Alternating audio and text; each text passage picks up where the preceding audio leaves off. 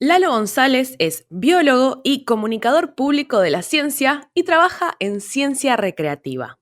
¿Qué es eso? Escucha este episodio de Un podcast de ciencia. Un podcast de ciencia.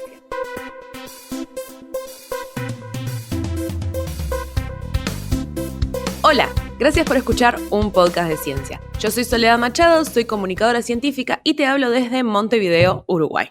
Para este episodio me senté a conversar con Eduardo González, también conocido como Lalo. Lalo es biólogo y comunicador de la ciencia y es fundador y actual coordinador de ADN Aprende y Descubre la Naturaleza. También es secretario de la Red Mexicana de Ciencia Recreativa, Recreación en Cadena. Es Social Media Manager de la Academia Mexicana de Ciencias y de su revista Ciencia. Y forma parte del Hub México de Falling Walls Engage. Además, ama las películas de zombies, le gusta bailar salsa, cantar en la ducha o regadera en mexicano, discutir en redes sociales y la fotografía. Probablemente se van a dar cuenta por su acento y por todas las veces que dije México o mexicano, pero Lalo es mexicano, aunque nos conocimos en Brasil en otro congreso de comunicación científica y hacía pila que tenía ganas de entrevistarlo. Así que en este episodio hablamos de cómo llegó a la ciencia recreativa, de la importancia y la necesidad de evaluar en comunicación científica y cómo se podría hacer, y como siempre, del éxito y el fracaso. Así que sin más, vamos a empezar el episodio. Bueno, Lalo, finalmente, estoy muy contenta. Tengo una saga, sí, involuntaria de comunicadores científicos mexicanos que hablan de medio ambiente. Yo esto no lo planeé. Si yo hubiese sido más inteligente, hubiese dicho, no, Junio, vamos a hablar de medio ambiente. Pero no, soy tarada. ¿Cómo estás? Muy bien, muy bien. Muy agradecido que estés tan enamorada de México. Esperamos tenerte muy pronto otra vez acá con nosotros. Y también nosotros estamos muy enamorados de ti. Y bueno, esto lo podemos editar después. Pero sí, está buenísimo porque hacen muchas cosas que están muy buenas, porque hacen mucha comunicación científica en español en México, que es sorprendentemente poco común para la cantidad de gente que tenemos que habla español en el mundo. Entonces, como que la producción y la academia y todo de comunicación científica está bastante basada en inglés y es bastante difícil producir y hacer cosas y registrarlas en español. Entonces, a mí me gusta mucho, admiro mucho todas las cosas que tienen en México y por eso me gusta eso, compartirlas. Pues yo creo que sí es todo un tema lo que mencionas. Creo que se replica el patrón de pues que se publica la ciencia per se, la ciencia, la tecnología, las humanidades en inglés. Bueno, las humanidades un poco menos porque hay cosas muy locales y se pueden publicar en las lenguas de los países en los que se está produciendo ese conocimiento. Pero sí, creo que es todo un tema. O sea, creo que a veces, siempre he mencionado mucho esto, que a veces la comunicación pública de la ciencia, en lugar de desmarcarse de los errores de la ciencia per se, los copia, ¿no? O sea, así de justo esto de replicar y publicar y hacer todo en inglés. A veces también la discriminación que a veces también se puede llegar a replicar a la hora de hacer comunicación pública de la ciencia. O sea, hay muchos vicios que estamos jalando desde la misma ciencia y que estaría bien chido ponernos a pensar que eso no está tan cool. Sí, mismo asumir que todo el mundo sabe o entiende inglés, un inglés básico aunque sea, eso es una cosa que me pasó, que me di cuenta que era un sesgo importante que yo tenía. Con nuestros estudiantes de Introducción a la Comunicación Científica les hacemos una encuesta, porque a ver, lo primero que les decimos es conoce a tu audiencia, entonces tenemos que conocerlo a nuestro grupo, y les preguntamos cuál es su nivel de confort con el inglés hablado, de escuchar y leer y hablar y escribir. Y a mí me sorprende que yo tenía la idea de que iba a ser más común en la Universidad de la República, o sea, educación terciaria, clases medias altas. Pensé que iba a ser mucho más común entender y estar cómodo, por lo menos leyendo en inglés, y no, nada que ver. Entonces, esas cosas que ya es una barrera que tenemos que levantar de entrada, de acceso a la comunicación de la ciencia en la práctica, y encima después hay que levantarla otra vez más cuando hacemos comunicación pública de la ciencia. Es tremendo eso. Y por el otro lado, o sea, yo creo que sí hay bastante gente, bueno, no sé en Uruguay, ahora mismo no podría decir y asegurar como la En cantidad Uruguay de no hay personas. bastante gente. Este, yo me había autopropuesto no hacer ese chiste, pero gracias por hacerlo tú sola. Así, Las grandes mentes, Lalo. pero, o sea, creo que al menos ahora en redes sociales tenemos mucha gente haciendo cosas muy valiosas de comunicación pública de la ciencia en TikTok, por ejemplo. Ujú. Mucha gente haciendo videos que no solo son como de comunicarte pues la importancia de cuidar el medio ambiente, sino también haciendo críticas sobre cómo podemos hacer cambios, criticando gobiernos, criticando empresas, que creo que también a veces la parte de acción política que puede tener la comunicación pública de la ciencia no la tomamos tan en serio. Y Ujú. qué chido que hay gente como muy joven haciéndolo y poniéndolo en práctica. Sí. Sí, eso es algo que está buenísimo y cada vez hay más gente diferente, que ya no es el hombre blanco, cis, hetero, sino que es eso, hay muchas más mujeres, hay muchas personas que tienen distintos acentos, que hablan de distinta manera. Ay, ahora se me fue el nombre, una muchacha que habla de física y tiene como un look que vos nunca dirías que es una persona que habla de física, porque tiene uñas largas y es como muy producida y hace como muchas cosas. La divulgadora es Alba Moreno, es Física MR, y es eso, vos te la cruzás por la calle y nunca dirías, esta persona hace divulgación de física, pero justamente esa es la gracia, cada vez somos más diferentes, y eso está muy bueno. Pero está bueno eso, que cada vez hay personas más diferentes que creo que contribuyen a que haya más gente sumándose a la ciencia y sumando a comunicar, entonces es como un círculo virtuoso. Y eso está bueno. Y además tienes gente, como justo dices, incluso desde diversidad. O sea, conozco gente que hace drag y en drag está haciendo videos o está haciendo, o incluso Sí. está yendo hay una, hay una drag que se llama Missy, que está en Guadalajara, no está aquí en Ciudad de México. Guadalajara es una ciudad relativamente cercana a la Ciudad de México, pero también es, digamos, como de las 3 ciudades importantes que tenemos en México.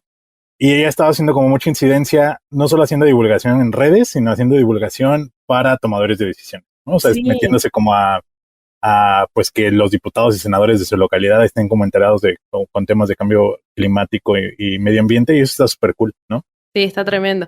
Y bueno, me gustaría que nos cuentes un poco cómo llegaste vos a esto de la comunicación pública de la ciencia o la divulgación científica o la comunicación científica, que también encima tenemos eso en español, que tenemos como no crisis de identidad, pero en inglés es fácil, es Science Communication, SciComm, se terminó ahí, entonces buscás y lo encontrás.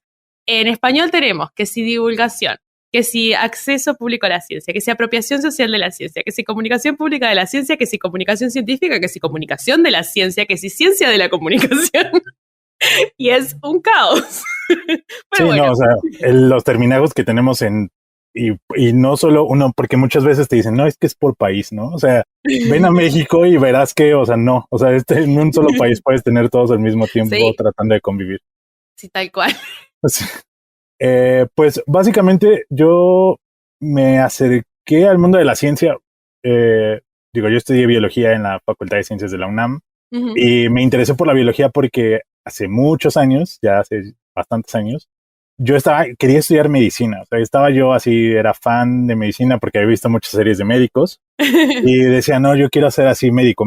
Y en la preparatoria tuve una profesora que era súper buena en temas de biología, pero además tuve la oportunidad de asistir a un viaje que organizaba la UNESCO hace muchos años que se llamaba Ruta Quetzal. Ahora lo acaban de retomar hace poco. Sí. Y en Ruta Quetzal me tocó ir, o sea, literal era un viaje en el que iban 350 personas, jóvenes todos de entre 16 y 17 años. Y para mí fue el primer viaje, digamos, como grande, saliendo del país solo. No ibas a un hotel, o sea, era un mes y medio de viaje, pero estabas acampando todo el tiempo en lugares. Te llevabas tu mochilita con todas tus cosas. Y me tocó particularmente visitar Guatemala, en la selva donde están las ruinas arqueológicas mayas, digamos Wow. como toda la parte del Petén, y ahí me tocó estar visitando y a mí la cosa que más me marcó fue, primero, nos hicieron un taller sobre arqueología y nos hicieron armar piezas a partir pues literalmente vasijas que estaban rotas y tratar de rearmarlas.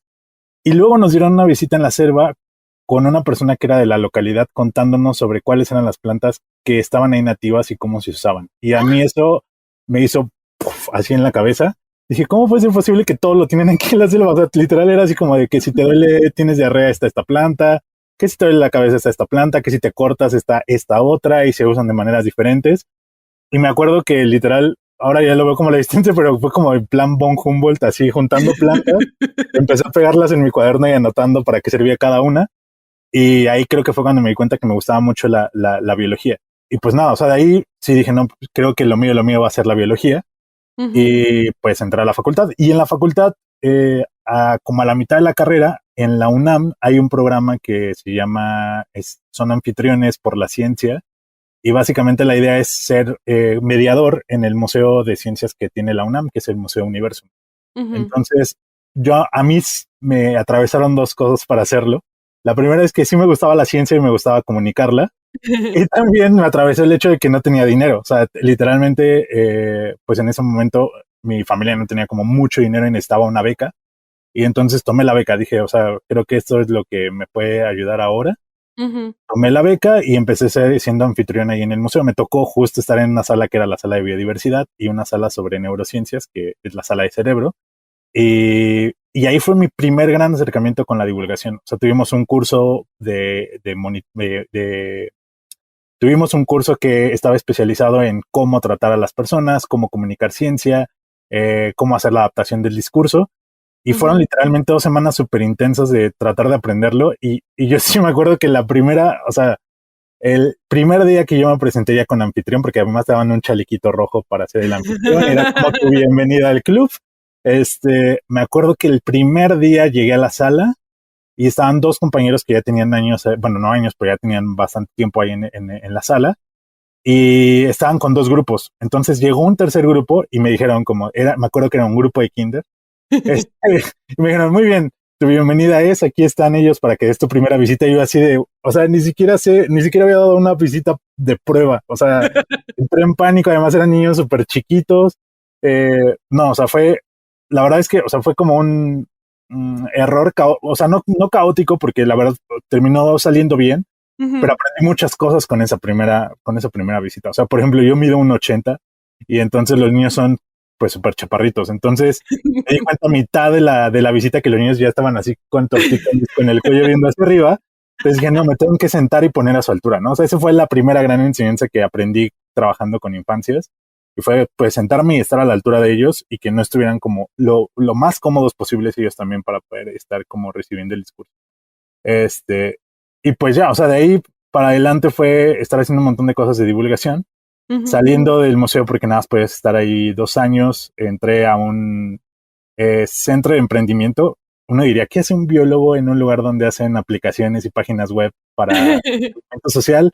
Bueno, pues me dieron una beca para estar en esta cosa que lo tiene Grupo Carso, que es de Carlos Slim. Seguramente han escuchado hablar de él. Es uno de los hombres más ricos, no solo en México, sino a nivel mundial.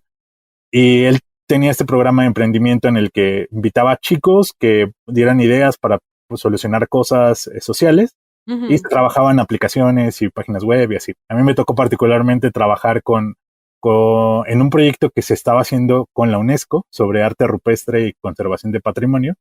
Y entonces fue como mi primera aproximación a divulgación en redes, porque me aventaron literal así el paquete. Bueno, tú te vas a encargar de hacer infografías, te vas a encargar de estar haciendo videos, y de ahí pues después regresé a Universum en la parte de la dirección de divulgación y ya trabajando en temas de redes sociales y cómo hacer estos discursos para comunicar ciencia en línea. Pero además, a la par de esto, o sea, de esta visión de emprendimiento, me di cuenta, dije, a mí me latió muchísimo hacer divulgación en el museo con talleres, porque eso es una de las cosas que, aunque hago redes, nunca he dejado de dar talleres porque me gusta mucho.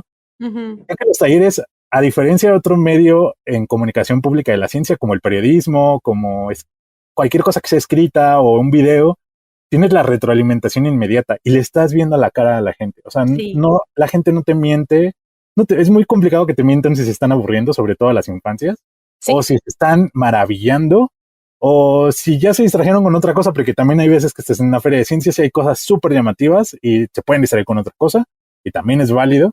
Entonces tienes la reacción inmediata, o sea, inmediatamente cuando estás viendo que ya algo va mal, pues te das cuenta con los rostros de las personas. Sí, y qué cosa más linda cuando ves a alguien que entendió y le ves la cara que le cambia. Eso es tremendo, es impresionante. Es una de mis sensaciones favoritas. Yo seguí dando talleres también. Arranqué hace muchos, muchos años y casi que no dejé de dar talleres, ahora un poco menos, pero sí los días del patrimonio, por ejemplo, que tenemos stands, actividades con mucha gente. Entonces, en el momento en que les hace clic, es como que lo ves, es tremendo, es hermoso. Y pues básicamente, o sea, digo, en redes puedes tener una retroalimentación y habrá quien te comente, pero habrá quien no. Hay también haters, ¿no? O sea, que nada más están tirándote por tirar. Pero en vivo es muy franca la reacción que pueda tener la gente. O sea, es muy directa y luego la puedes analizar. Y bueno, básicamente fue el tema de que yo quería seguir haciendo talleres. Ajá. Y ya no podía porque ya no estaba en Universum. Entonces, a la par de que pues veía esta idea de que se podía emprender y hacer cosas, decidí con unos compañeros, dije, ¿por qué no armamos un grupo de divulgación? Justo habíamos salido varios del museo. Y en aquellos momentos me acuerdo que había varios grupos de divulgación en México, pero todos estaban enfocados en física. O sea, había mucha gente haciendo cosas de física, de matemáticas, y no había casi de biología. Y yo en aquel momento tenía una razón del por qué tal vez no había tantas cosas de biología. Y es porque cuando tú haces como un experimento de física o de química o cosas de matemáticas, lo ves inmediatamente. O sea, tú haces una reacción y pum, la ves. Dices, ya, wow, me maravillé. Pero a ver, tú explica la fotosíntesis y haces nada. O sea, se tarda un montón. Claro. Los ves como de, a ver, espérenme. Regresen en 2 horas y vemos si realmente es el oxígeno de la fotosíntesis. Sí, y que esté bueno además, o sea, no, además de que sea instantáneo o que sea en el momento, también que sea evidente, que sea robusto, que salga siempre, o sea, es re difícil. Sí. Entonces justo pensaba que tal vez iba por allá. Nosotros en el momento cuando empezamos ADN, que fue el grupo que surgió, ADN Aprende y Descubre la Naturaleza, que son en lugar de ácido desoxirribonucleico, le pusimos esas iniciales, pues fue la idea que adoptamos fue tratar de utilizar, y en particular fue porque nuestras primeras actividades que tuvimos fueron a un estado de México que se llama Morelos, que está muy cerca a la costa de Guerrero y que de hecho ahí está una ciudad que se llama Cuernavaca, que le llaman la ciudad de la eterna primavera porque todo el tiempo pues, tiene un buen clima, es cálido, hay zonas boscosas y hay muchas serpientes en aquellas localidades. Ajá. Y lo que nos dimos cuenta cuando fuimos en las primeras visitas es que había mucha gente que llegaba a matar a las serpientes por unos mitos que hay en México. Por ejemplo, hay uno que se llama una serpiente en particular que se le conoce como la serpiente del maíz o cincuate en náhuatl. Y esta serpiente se dice que puede hipnotizar a las mujeres que están embarazadas para robarles la leche. Y a los bebés les meten la cola en la boca para que no lloren y se pueden robar la leche. Entonces la gente mata a las serpientes porque cree que pues puede atacar a la mamá y literalmente las matan. Y esto pues puede traer problemas pues graves en el ecosistema porque pues las serpientes están regulando cosas. Y lo que hicimos fue no llegar a decirle a la gente, oye, estás bien tonto por creer en eso. Sí, más bien, que tradicionalmente no es un método que funcione muy bien. No, pero creo que es el método bobo. Que todo el mundo conoce. Pero sos bobo. No funciona. No funciona, pero además como que en algún momento fue el método. O sea, como de... sí. Y eso es lo peor, es como... No funciona. Hay gente que es tipo, no, porque los antivacunas son todos idiotas. No sé qué, date cuenta. No. No. Si fuera que fueran idiotas nomás y sería darse cuenta, sería mucho más fácil, no tendríamos trabajo. No funciona decirle, qué bobera que tenés encima, mijo. Espabilate. Sí, no, o sea. Pero insisten, sí, tenés razón. Ay, sí. Yo quería vivir en un mundo feliz. Yo recuerdo que la primera vez que sí llegué, o sea, me agarraron en curva y entonces empecé como a tratar de discutir y evidentemente eso no fue a ningún lugar. Y lo que hicimos fue tratar de buscar leyendas o mitos que hubiera como en torno a esto y tratar de explicarlos. O sea, no llegar a decirles esto no es verdad, sino más bien dar argumentos, ¿no? Por ejemplo, en el caso de esta en particular era explicar, bueno, ustedes creen la serpiente, bueno, ustedes para poder digerir la leche necesitan una enzima, una sustancia que está en su estómago, que es la lactasa. Y de hecho, pues las personas que empiezan a producir menos de esto se vuelven intolerantes a la lactosa, ¿no? Entonces, las serpientes no la tienen. ¿Ustedes creen que una serpiente sería feliz tomando leche y teniendo diarrea o teniendo otros problemas estomacales? Muy probablemente no. Entonces, igual para succionar la leche, ¿no? Se necesitan los labios. Los bebés justo hacen la succión con los labios. Las serpientes no tienen labios. Se imagínense una serpiente, pues, dando la mordida, seguramente sacaría del trance hipnótico a la mujer que está embarazada. Entonces, en lugar de hacer como una confrontación y diciendo, tratar de dar argumentos, ayudó muchísimo. Y también nos enganchamos mucho con este tema de las historias, que nos permitía como contar una historia o contar un chismecito y después abordar los argumentos científicos que pudiera haber dentro para poder hacer como estos diálogos de saberes. Y lo acompañamos de otras cosas, ¿no? O sea, para poder hacerlo, cuentacuentos, tenemos cosas de marionetas, hemos hecho cosas más artísticas como obras de arte que hacemos en colectivo. O sea, hemos hecho como varias cosas para tratar de hacer esta parte por justo esta idea de los procesos, ¿no? De las reacciones que hay en biología a veces son más lentas, pero que puedes aproximarte desde otras perspectivas o haciendo juegos simbólicos, ¿no? También de reacciones químicas. La sinapsis la hacemos con juegos, no podemos ver a las neuronas, pero tratamos de hacer juegos para explicar sinapsis. Y bueno, básicamente ADN empezó en 2013, ya cumplimos 10 años el año pasado. Sí, tenemos mucho tiempo. Es un colectivo, digamos, que todo el mundo está haciendo ahí la labor de manera altruista. Y pues hemos tenido de todo, o sea, hemos tenido gente de relaciones internacionales, pedagogas, filósofos. Siempre se me olvida la forma en la que lo mencionan, pero son mediadores culturales. Porque me acuerdo mucho que ella decía, no, es que yo no voy a poder hacer nada de ciencia, y al final nos ayudó muchísimo con el tema de cómo hacer los cuentacuentos y cómo tratar de hacer este link entre la parte cultural en el sentido de historias con la parte científica. Y bueno, y ahora pues tenemos estos cafés científicos que también estamos haciendo aparte de las actividades en las que vamos a ferias y así. Tenemos unos cafés científicos que acabamos de reformularlos para tener varios invitados a la vez y tratar de responder. Generalmente cuando vas a una charla, te hablan de un solo tema, ¿no? O sea, no sé, puede ser la catálisis de tal cosa, o el envejecimiento. Sí. Y acá lo que queremos hacer ahora con los cafés científicos es tratar de darle un giro y responder dudas de la gente. O sea, nos dimos cuenta en muchos de los cafés que teníamos que la gente se iba como con dudas de lo que había pasado en el café, como que no habían entendido muy bien lo que había pasado en el café. Y ahora estamos retomando dudas. O sea, más bien la última que tuvimos era si el sexo mueve el mundo y si puede haber como este rollo de el poliamor. Bueno, poliamor o la poligamia aparecen en la naturaleza de manera natural. El próximo que vamos a tener va a hablar sobre psicología y sobre cómo puedes saber si un psicólogo no te ve la cara. O sea, porque anda haciendo cosas de psicología y que te venden cuencos tibetanos, constelaciones familiares, y que te lo venden como la neta de planeta y salen además muy caros, como para que termines todavía peor de como estabas en un inicio, ¿no? Entonces, estamos tratando justo de responder este tipo de preguntas y inquietudes teniendo varios invitados y pues abogar un poco como los intereses ciudadanos, que a lo mejor Mitch en algún momento habló de eso, no sé si le he hablado, pero eso creo que es súper importante y es una de las corrientes que ahora debe de guiar un poco lo que hacemos de comunicación pública de la ciencia. ¿Sabes? Antes era como mucho lo que el divulgador o comunicadora quiere decir, y a veces no se pensaba en los públicos, aunque en la definición hablabas mucho del público y pensar en el público, como que en realidad no pensabas en él, y como que hacías que lo oías y creabas con él, pero no pasaba. Porque ¿a quién no le va a importar esto tan importante que yo tengo que decir? Y este taller que yo quiero dar, ¿cómo no les va a importar si yo lo quiero hacer? Sí. Y porque yo lo estudié y seguramente es súper importante, ¿no? O sea, claro. Y a todos les tiene que importar por igual. Obvio.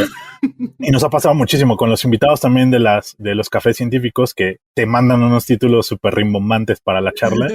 Y o sea, el chiste es que venga la gente, ¿no? Que no vaya a ver nadie. Entonces, sí es complicado, pero queremos ahora con esta como nuevo enfoque tratar de acercar un poco más a las personas que están con nosotros.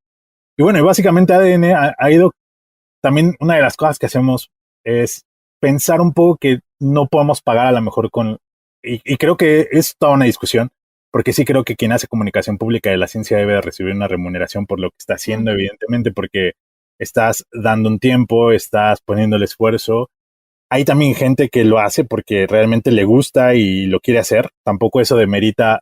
Siempre he defendido eso. El pago no le da la calidad a las cosas. También hay gente que recibe un pago y las cosas las hace absolutamente mal. Sí.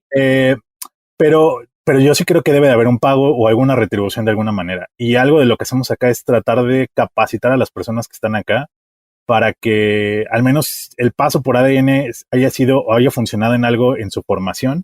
Mucha de la gente, como te digo, o sea, son personas que están haciendo una carrera científica o están haciendo una carrera en otras áreas y eso pues les ha ayudado, ¿no? O sea, incluso hay gente que ahora está contratada en algunos lugares ya haciendo comunicación pública y la ciencia de manera formal y pues en parte ha servido el hecho de estar dentro del grupo, que era un grupo a lo mejor dices, pues ahí más o menos como que quién sabe qué hacen. Hoy justo vengo de alguien que mencionó que quería invitar a grupos de divulgación de la ciencia que son muy incipientes.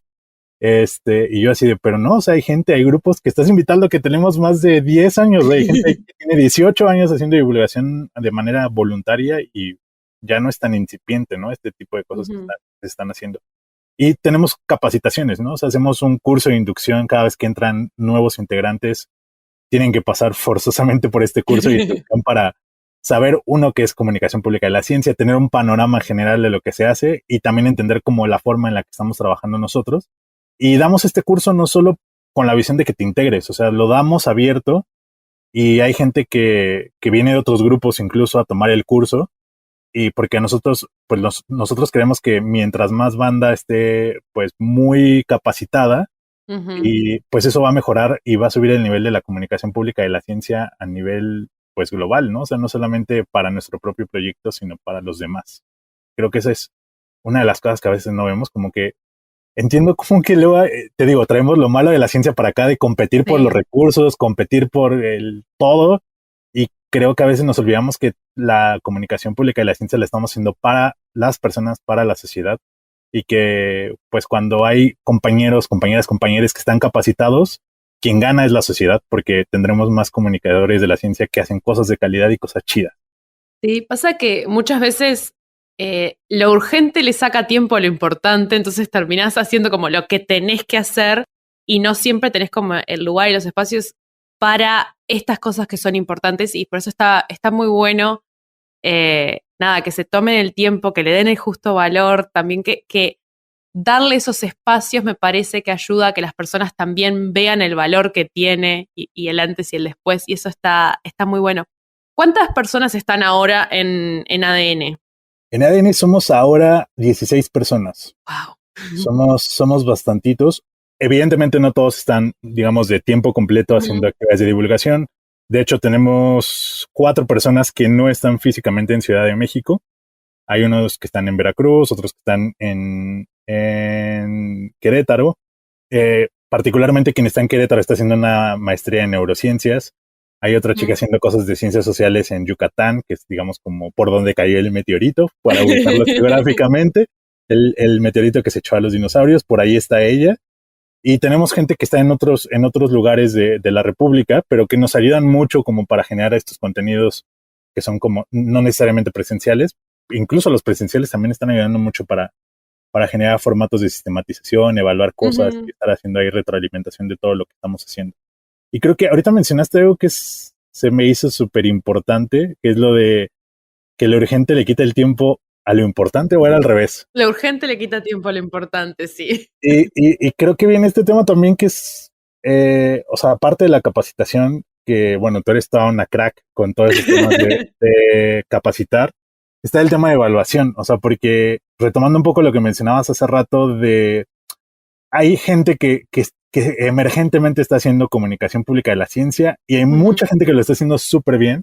Sí. Pero también hay gente que de repente por el hecho de querer llegar a mucha gente y pierde, o sea, yo siempre hablo mucho de este trípode de la comunicación pública de la ciencia que debe ser rigurosa, amena y clara. Y que a veces se van mucho porque sea súper amena y en la amenidad se pierde el rigor, ¿no? O la claridad misma. Entonces, justo era algo de lo que nos preguntábamos mucho dentro de ADN, si lo que estábamos haciendo estaba bien o estábamos siendo como súper amenos pero poco rigurosos o no estábamos comunicando nada de ciencia. Y hace poco, bueno, tuve la fortuna de cursar el diplomado en comunicación pública de la ciencia en la Dirección General de Divulgación de la UNAM, y alguien en una de las primeras sesiones mencionaron una herramienta que se llama Quest, que es una cosa que estuvieron trabajando unos investigadores en Europa en un proyecto del Horizonte 2020. Y este Quest lo que hace básicamente, se juntaron tanto periodistas, divulgadores, gente de la ciencia que a lo mejor era más investigador, pero que hacían cosas de comunicación, para ver qué era lo que entendíamos por calidad, ¿no? A la hora de hacer comunicación pública de la ciencia, porque pues es todo un tema, el hablar de calidad y saber qué vamos a calificar para que eso sea de calidad. Sí. Y sacaron una serie de ejes, son ejes con unos parámetros para poder evaluarlo. Y básicamente ellos sacaron 3 ejes que cada uno tiene 4, entonces son 12 parámetros para poder evaluar. Y en la lista casi un poco hace esto del trípode que yo mencionaba, porque había uno del rigor científico, la confianza en la ciencia, la presentación y el estilo, y la conexión con la sociedad, ¿no? Que es como esta parte de la claridad y la amenidad, y también la parte del rigor científico. Y nosotros lo que hicimos en ADN, que es un trabajo que presentamos hace poquito en el Simposio Internacional de Comunicación Pública de la Ciencia, fue preguntarnos si esos podían servirnos para hacer una rúbrica de evaluación de lo que hacemos en general, sobre todo en ciencia recreativa. Fíjate que no sé cómo está en Uruguay, pero en México la ciencia recreativa ha sido vista como el patito feo de la comunicación pública de la ciencia. De hecho, hay gente que dice que eso no es comunicación pública de la ciencia, que nada más es educación no formal, que solo son, hasta hay quien dice, ay, solo son manualidades. Yo te iba a decir, suerte que les dicen que es educación no formal. Porque sí, nosotros nos dicen, van a jugar con los chiquilines, ay, qué divino. Sí, bueno, digo, o sea, hay un rango así de cosas que, pero nunca, o sea, hay mucha gente que dice, no, eso no es divulgar, o eso no es comunicar ciencia, ¿no? Y partiendo de la idea de que, pues sí es comunicación pública de la ciencia, porque también hubo quien me dijo, bueno, ¿quieres usar estos parámetros que se hicieron para productos de comunicación pública de la ciencia? Pues lo suyo no es comunicación pública de la ciencia, ¿por qué los evaluarías con eso? Y yo así de, ¿qué? Bueno, entonces fue todo un tema de justificar, primeramente, porque si estas actividades eran consideradas comunicación pública de la ciencia, y luego, pues, bueno, incluso si hay algunas, pues hay algunas clasificaciones que incluso la educación no formal la ponen como parte de la comunicación pública de la ciencia. Entonces, si por donde quieran entrarle, pues sí entra. Y justo una de las críticas que me mencionaban era que no había nada escrito de actividades de ciencia recreativa. Que claro que hay, o sea, hay muchos manuales, hay mucha gente que se ha dedicado a escribirlo. Recientemente publicamos, digo, para que si quieren entrar, hay un paper, hay un journal en América Latina que se llama GCOM, que bueno, está su versión en inglés, pero la versión en español en América Latina. Publicamos hace poco un manifiesto de la ciencia recreativa con la Red Mexicana de Ciencia Recreativa a la que pertenece ADN. Y justo ahí creo que la primera frase dice algo así como la ciencia recreativa es una actividad de comunicación pública de la ciencia. Entonces, pues partíamos de eso, ¿no? De que sí la podemos incorporar, porque alguien nos decía, bueno, si no tiene nada escrito, entonces, ¿cómo se sustenta si cada vez lo cambian, no? Pero sí, realmente cuando hacemos estas actividades tenemos sistematizaciones. En México acabamos de lanzar hace unos meses el Repositorio Nacional de Ciencia Recreativa, en el que se pueden publicar las actividades y las pueden usar cualquier persona. Entonces dije, bueno, tomando esas rúbricas, esas sistematizaciones, pues podemos evaluarlas, que es algo escrito que no se mueve mucho. De hecho, cada tallerista siempre saca su propia versión un poco del taller, le pone como el toque, como cuando preparas tu bebida favorita o te preparas un mojito, cada quien le da el toque particular. Lo mismo pasa cuando haces un taller, cada quien le está dando el toque particular a la actividad. Pero en general hay un como esqueleto, ¿no? De qué temas tendríamos que tratar, algunas sugerencias para poder enfocarlo. Y básicamente eso es lo que hicimos. Sacamos una rúbrica de evaluación, evaluando cada uno de estos 12 puntos en particular. Y nos dimos cuenta que en general, pues salían las actividades bien evaluadas. Calificamos el primer número del repositorio. Pero de lo que me di cuenta es que cada evaluador, o sea, como que había calificaciones dispares. O sea, una actividad podía haber tenido un 4 y un 9.6. Y yo así de, ¿pero qué evaluaron? ¿No? O sea, como que había como cosas que se estaban entendiendo diferente a la hora de evaluar la rúbrica, que creo que tenemos que afinar. Pero además también había actividades que habían tenido una muy baja calificación, o sea, que no era probatoria y que habían pasado al repositorio. Entonces también eso es como un foco rojo de decir, estamos entendiendo cosas muy diferentes quien evalúa, y estos ejercicios creo que sí permiten, si bien la idea no es, porque en algún momento también nos dieron esta retroalimentación, si bien la idea no es que todos hagamos las actividades de ciencia recreativa de la misma manera, la idea sí es que tengamos un mínimo de lo que comunicamos de ciencia y cómo lo hacemos, y que creo que eso pues justo le dará, o sea, el beneficio no es tanto para nosotros, sino el beneficio es para las personas que reciben estas actividades, y que pues que estén en la mejor posición de entender el contenido científico que estamos queriendo comunicar, o el contenido de humanidades, o cualquier tipo de contenido que estamos comunicando, pero ponerlos en la mejor posición para que lo entiendan. Creo que esa es la cosa más importante, y por eso creo que es importante hacer esto, aunque no siempre es urgente, pero sí hay que darnos el tiempo de empezar a cuestionarlo y tratar de aplicarlo también en la práctica cotidiana. Sí, es que da un montón de trabajo hacer todo esto, estas sistematizaciones, que sostiene todo lo demás. Es un montón de laburo, es un montón de trabajo, y si bien hay estudios y se ha avanzado en eso, también es una cosa un poco nueva, porque muchas veces lo que se hace es, voy, doy un taller y listo, di un taller. Entonces, empezar a pensar, bueno, ¿cómo los damos? Esto me interesa mucho lo que ustedes hacen de tener, bueno, un mínimo estándar de calidad, o sea, ¿qué consideramos que es una buena pieza de comunicación científica, una buena actividad de ciencia recreativa? Que eso los ayuda a ustedes, los que están haciendo para evaluar, pero también yo creo que a una persona que está empezando puede decir, bueno, esto es a lo que yo tengo que apuntar. Entonces, tener esa referencia de, bueno, qué es lo mínimo esperable, qué características tiene, cómo se hace. Entonces, está muy bueno.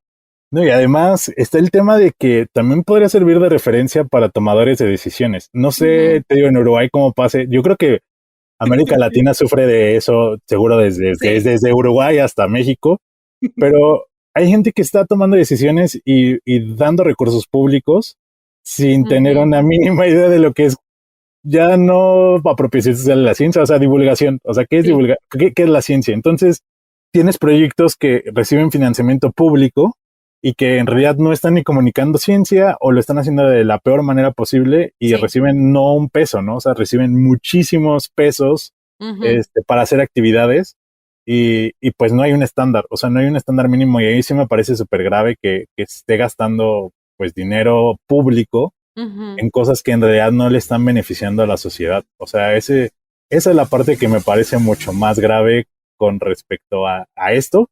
Pero sí, creo que esto de que la gente que va iniciando le sirva como guía, pues es súper, súper bueno, ¿no? Y además estás permitiendo que incluso cuando se formen nuevos grupos, pues tengan una guía de para dónde jalar y cómo hacerlo. Sí, que no sea necesario reinventar la rueda. Y también en lo que vos decís en términos de grupos de investigación, que ahora todo el mundo, ay, sí, hay que hacer comunicación científica, hay que hacerlo porque es re importante, no sé qué, pero nadie te dice cómo, ni qué está bien, ni qué no, porque claro, un científico hace un procedimiento, hace una PCR y la hace mal y le dicen, no, esta PCR no es aceptable, entonces estos fondos no van para ahí. Pero con la divulgación van y dan la misma charla que dan en un congreso, con las diapositivas en inglés, en una clase de cuarto año de primaria, y listo, hicimos, pero así una divulgación impresionante, o extensión, o llamalo H, y relacionamiento con el medio, somos unos cracks, y las personas, tipo, no cazan una. Sí, porque además está como la única medida que de hecho en evaluación el término impacto, o sea, no solamente habla de a cuántas personas llegas, o sea, tiene como toda una dimensión más grande de eso, pero como que públicamente el término impacto se ha relacionado con a cuántas personas estás llegando.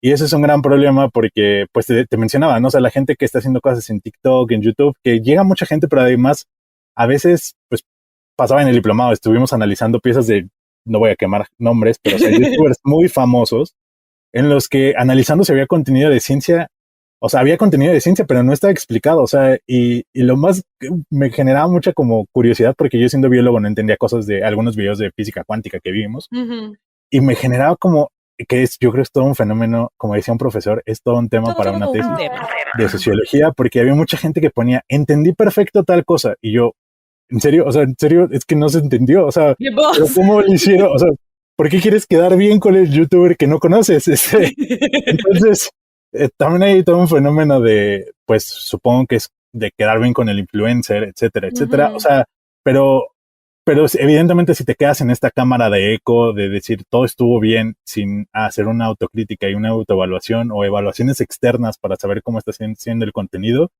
pues no ayuda a crecer ni a mejorar los contenidos que te están generando. Y eso también ese es otro tema que creo que es bien importante. Sole, no sé, seguramente lo has vivido con personas, el tema de la humildad como comunicadores de la ciencia, ¿no? Sí. Pues a uno le crece el ego un montón, o sea, de que te digan, hoy justo me pasó que alguien me dijo, oye, ya sé quién eres, te vi en un video de YouTube, ¿no? Me encantó el video. Pues le sube uno al ego, o sea, ya no es el comunicador, es el compa que vi en TikTok o que vi en YouTube. Y pues es como pues como un cuchillo de doble filo porque pues sí está muy padre que te lo digan, pero pues te puede hacer subirte a un tabique y marearte y ya no querer pues nunca más recibir retroalimentación de nadie y decir que eres la neta del planeta. Sí, eso es todo un tema. De hecho, me da mucha gracia porque tenemos otro proyecto con esta productora que se llama Todo un tema.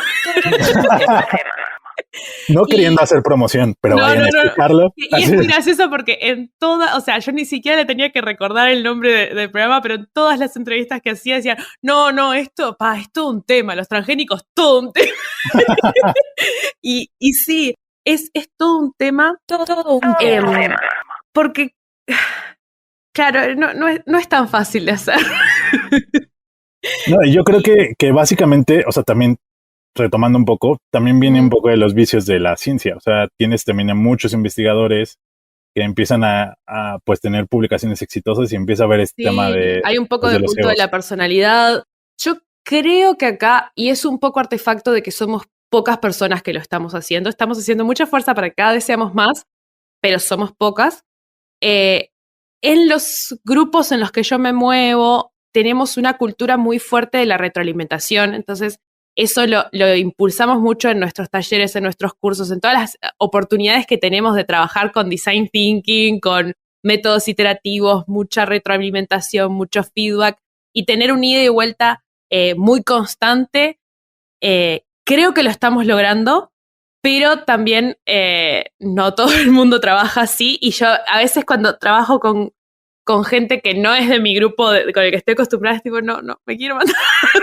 Y es que además no es nada fácil. O sea, hacer metodologías de trabajo horizontal en la que evidentemente hay una persona que a lo mejor puede coordinar la metodología, pero todos están al mismo nivel de poder recibir crítica y darla. Claro, sí. Y además, algo que he notado mucho, porque nosotros hacemos básicamente lo que mencionas en ADN, o sea, cada vez que hay un evento al final, tenemos una retroalimentación súper rápida con los que participan en el evento, pero luego tenemos una reunión, en las reuniones como semanales, hay toda una retro de todo el evento y de lo que estuvo bien, lo que estuvo mal.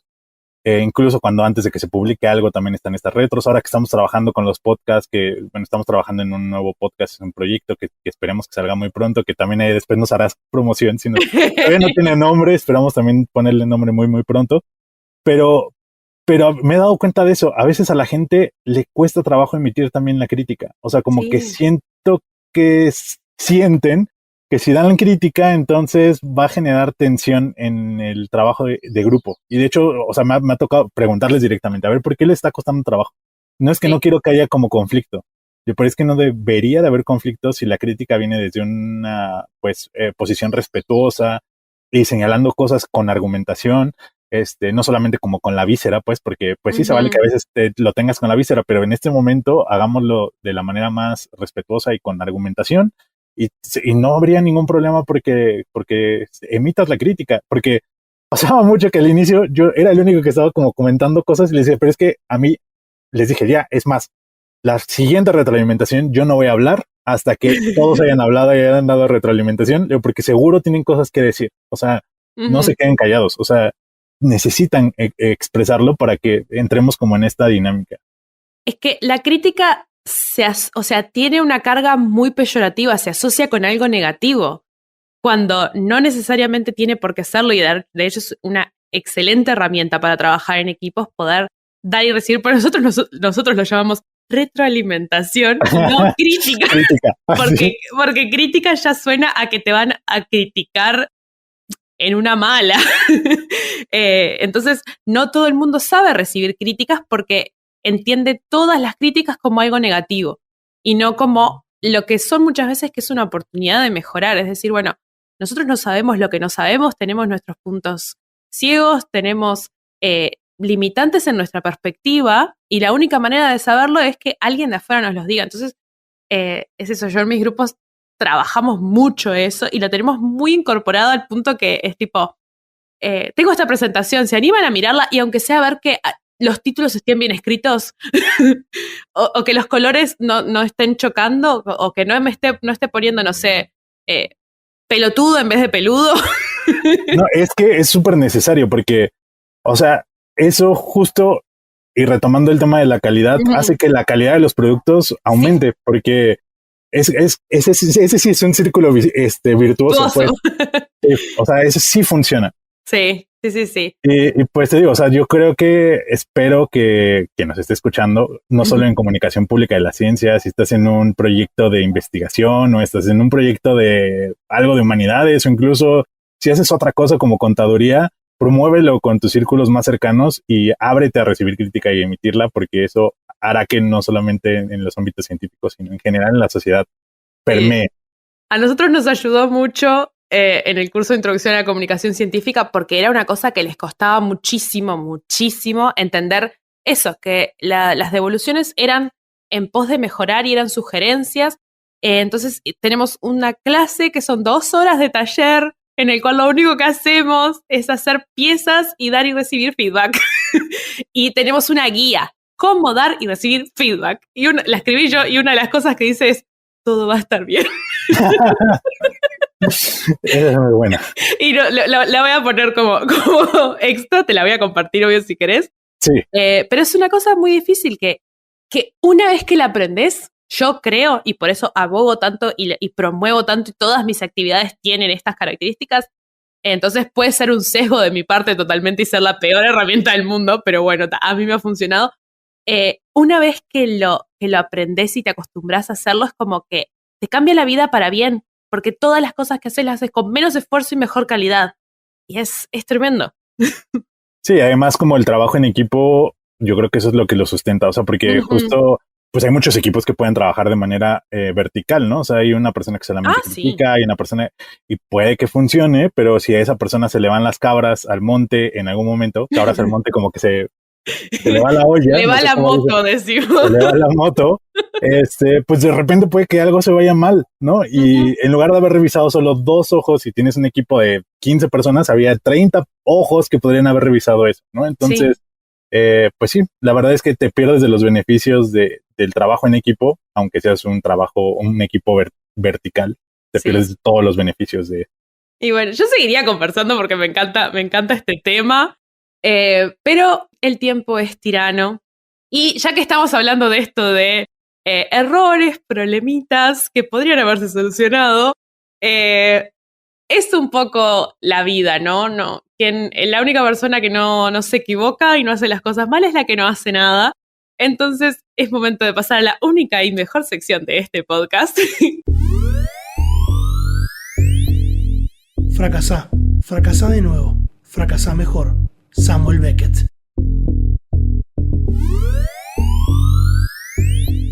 Que es una exploración sobre el éxito y el fracaso, porque también, así como la crítica la pensamos como algo negativo, también pensamos en el fracaso como algo negativo, que si fracasás sos un fracasado y fracasar es malo y hay que evitarlo a toda costa, cuando en realidad es como aprendemos muchas veces. Entonces me gustaría si nos podés contar alguna historia de un fracaso, una metida de pata, un momento no súper feliz.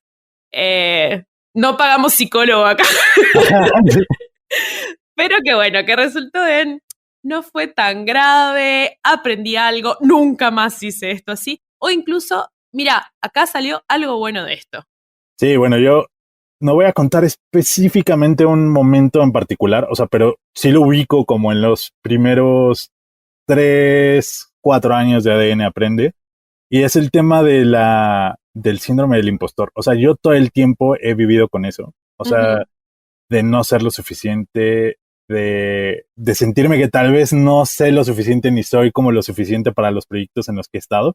Y he estado en un montón de cosas metido, o sea, he estado como, incluso en cosas que ahora digo, ¿cómo es que hice eso? O sea, como en cosas de coordinando jóvenes, en cosas de religión, ¿no? A nivel de aquí de la Ciudad de México, coordinando cosas de catecismo, cosas de otras cosas que no tenían nada que ver con ciencia, pero siempre había como este hecho de no sentir que tal vez, o sea, como que tal vez estás ahí porque alguien le pareciste buena onda y te puso, pero no realmente no tienes ni las credenciales ni por qué hacerlo.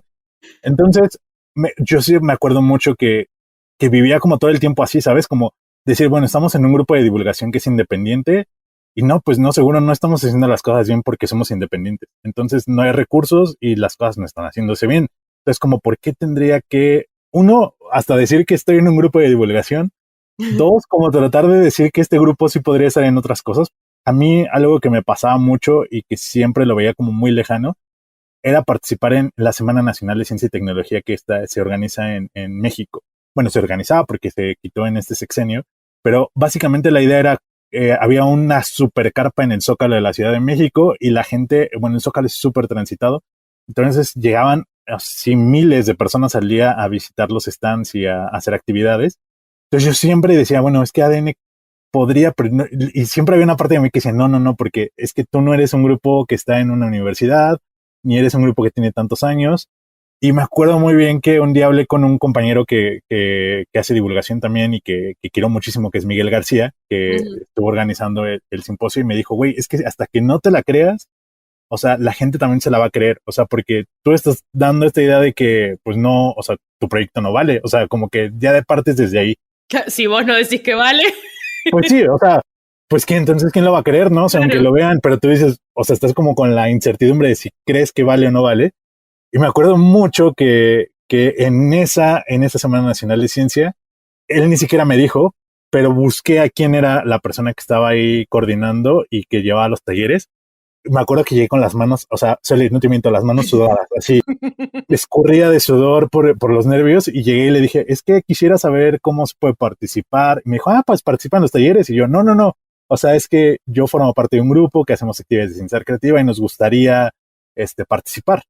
Y me dijo, no, pues mira, mándame un correo, y pues mándame las propuestas que quisieras hacer. O sea, lo que sí te digo es que vamos a tardar un año porque esto se hace cada año, pero si me lo mandas, pues yo lo puedo revisar y vemos qué pasa. Al siguiente año estuvimos en nuestra primera Semana Nacional de Ciencia y Tecnología y justo me di cuenta que el proyecto valía, que lo que estábamos haciendo tenía calidad, porque además en la semana recibimos muchos elogios de las actividades que estábamos realizando y presentando.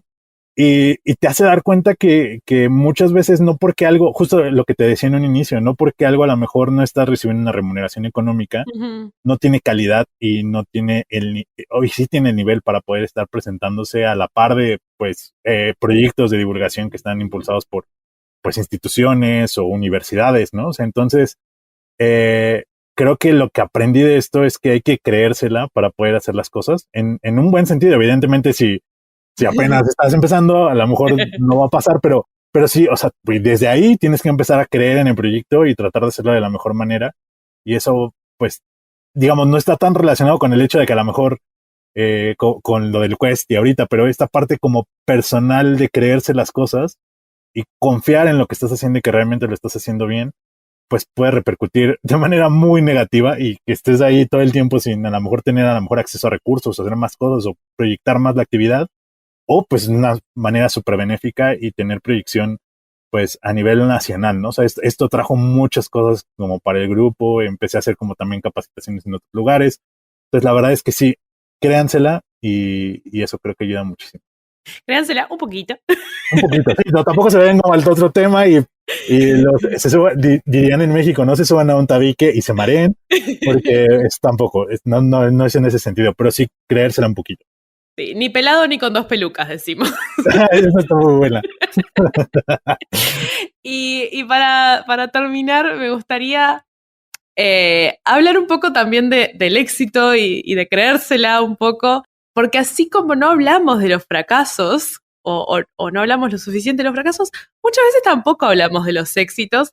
Entonces me gustaría que nos cuentes, o bien en qué momento te sentiste científico, comunicador público de la ciencia, en qué momento dijiste, mamá, llegué, soy Mamá, llegué. Lalo. Mira, te voy a contar ¿No dos cosas. un apellido? Lalo González Reyes. Pero sí, No, Lalo, como Cher. Lalo, nada más. Como Cher. Esa es muy buena. Lalo. Me late. Creo que esa va a ser ya marca registrada. Perfecto. Me tenés que pagar regalías una vez por año. Porque ya está grabado y yo lo dije primero, así de. Pero te quiero contar dos cosas que me parecen éxitos. La primera es, me acuerdo mucho que después cuando empezamos a dar ya talleres de manera independiente, como que hubo una cosa extraña porque en el museo me gustaban mucho los grupos de preescolar y ya dando talleres como afuera sentía como cierta, no incomodidad, pero como inseguridad a la hora de trabajar con grupos muy pequeños. Y me acuerdo que un día yo dándole siempre la vuelta como a tratar como a los más pequeños, una niña llegó y me dijo, es que quiero hacer eso que están haciendo. Y yo le decía, es que está un compañero. No, pero explícame tú, la niña, ¿no? Y yo así de, al final terminé hablando con ella, estábamos hablando justo de este taller que tenemos sobre sinapsis y neuronas. Y me acuerdo que evidentemente no me puse a hablar de todo lo que era la sinapsis. A la niña justo estuvimos platicando sobre dónde estaba su cerebro, porque no sabía que tenía un cerebro y dónde estaba. Y hablábamos sobre qué eran las funciones que tenía el cerebro y estuvimos haciendo ejercicios para moverse. Y me acuerdo que al final, cuando llegó su mamá, le explicó justo lo que habíamos visto y se lo explicó súper bien. Y yo me quedé así como de, wow. O sea, lo hice bien. O sea, como que esta cosa hablando un poco de seguridad, me retomó la seguridad para trabajar con ese tipo de públicos en particular. Y la segunda cosa que me parece como un súper éxito, que creo que nunca le he dicho tan públicamente, pero yo tengo una hermana. Mi hermana nació cuando yo ya era muy grande. Bueno, no tan grande, pero tenía yo 12 años. Estaba por entrar a la secundaria. Estaba en primero de secundaria cuando nació mi hermana.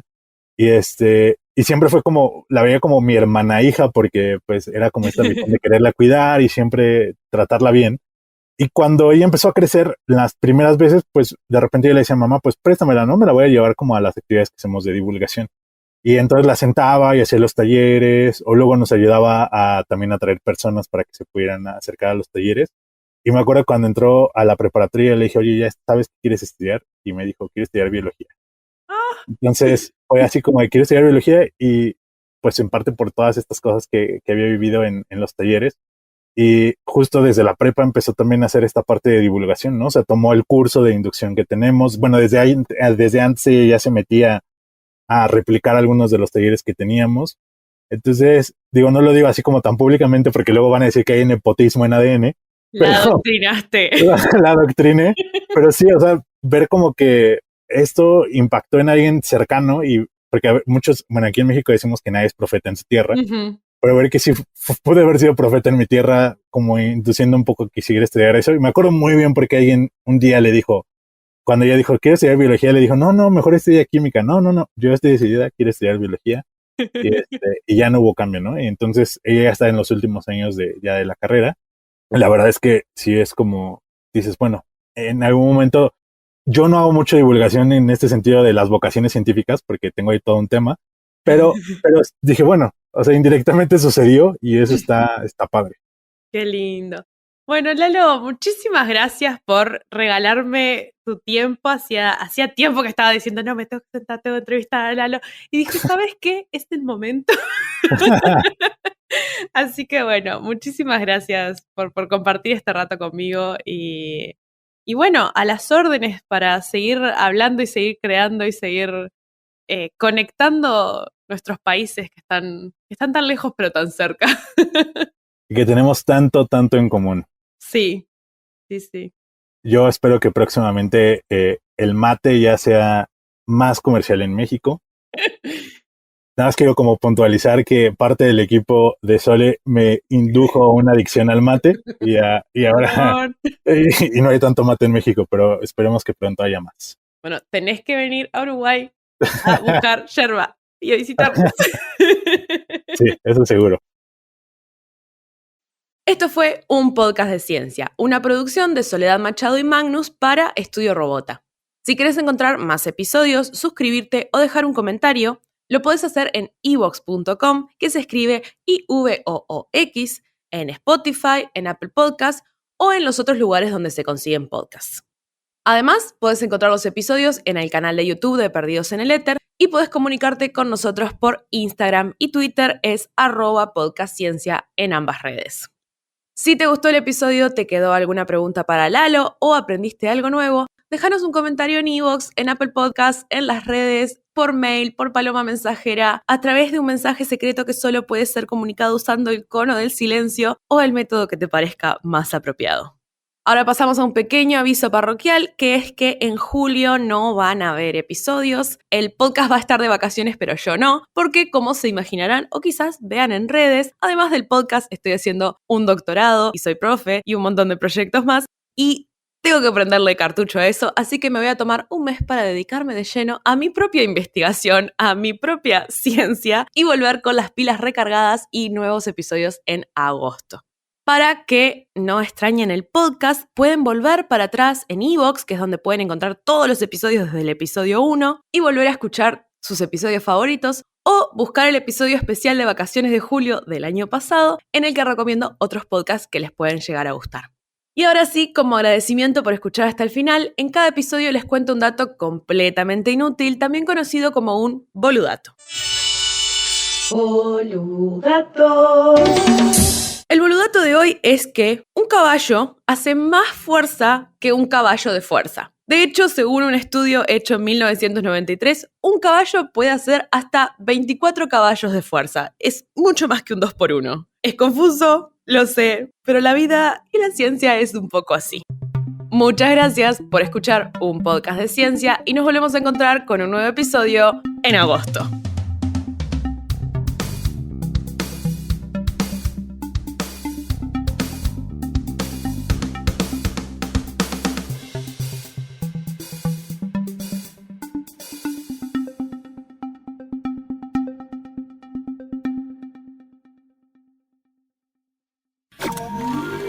Estudio Robota.